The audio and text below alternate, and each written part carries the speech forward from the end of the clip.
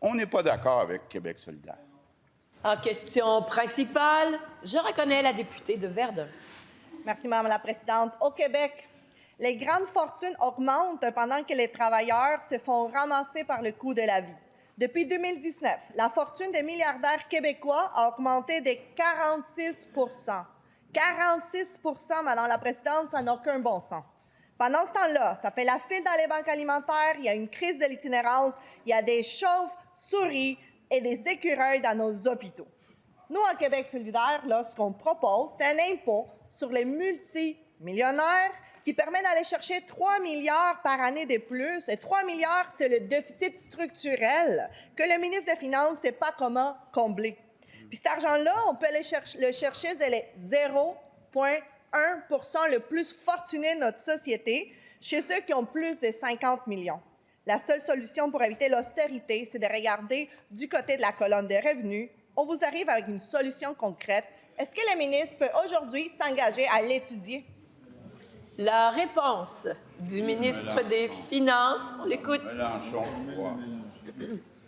oui, Madame la Présidente, merci pour la question. Et puis, j'ai beaucoup de sympathie pour plusieurs causes de Québec solidaire, mais vraiment pas celle-là. La lutte des classes, et puis faire fuir les riches, et puis voilà. Bon, les Québécois sont déjà les citoyens les plus taxés en Amérique du Nord.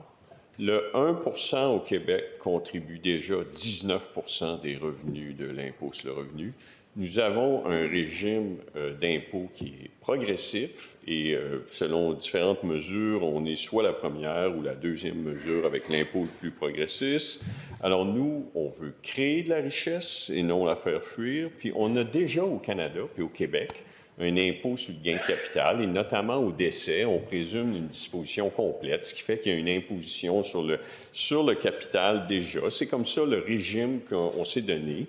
Il fonctionne, et puis ce qui est proposé, ce serait une double imposition du capital, et puis non, on ne va pas l'étudier parce que ce n'est pas une bonne idée.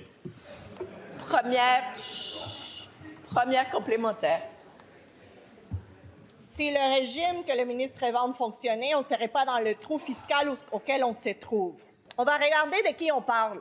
Ça, là, c'est la majorité des Québécois. 99,9 des Québécois. Nous, on parle du 0,1 le plus fortuné. Puis pour le trouver, là, j'ai dû zoomer au top de la pyramide pour voir les 0,1 de la fortune. Pas de revenus, de la fortune. Des gens qui accumulent 50 millions de plus. Et c'est là qu'on est capable de chercher 3 milliards. C'est la réponse du ministre des Finances. Oui, bien, Madame la Présidente, tout ce que ça va faire, c'est faire fuir ce 0,1 et puis donc, après, vous allez devoir taxer le 0,1 suivant qui, lui, va fuir, puis là, vous taxerez le 1 qui paye déjà 19 de l'impôt sur le revenu. On a déjà un régime d'impôt progressif, on a déjà une imposition sur le gain de capital, et dans l'ensemble, lorsqu'on regarde tout ça, les Québécois sont trop taxés, notamment ceux à faible revenu, moyen revenu, haut revenu, haut patrimoine, petit patrimoine. Nous, on veut réduire le fardeau fiscal des Québécois et je vous remercie pour la suggestion, mais on ne la mettra pas en place. Deuxième complémentaire. Merci, Mme la Présidente. C'est toujours la même histoire. Les riches vont partir. Les riches vont partir. L'impôt qu'on propose, là, ça existe déjà. En Norvège, en France, en Suisse.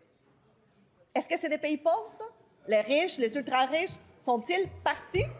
Arrêtons avec les histoires de peur, arrêtons avec les excuses. C'est le temps de regarder la colonne des revenus. Allons chercher l'argent là où il se trouve. La réponse du ministre. Oui, bien.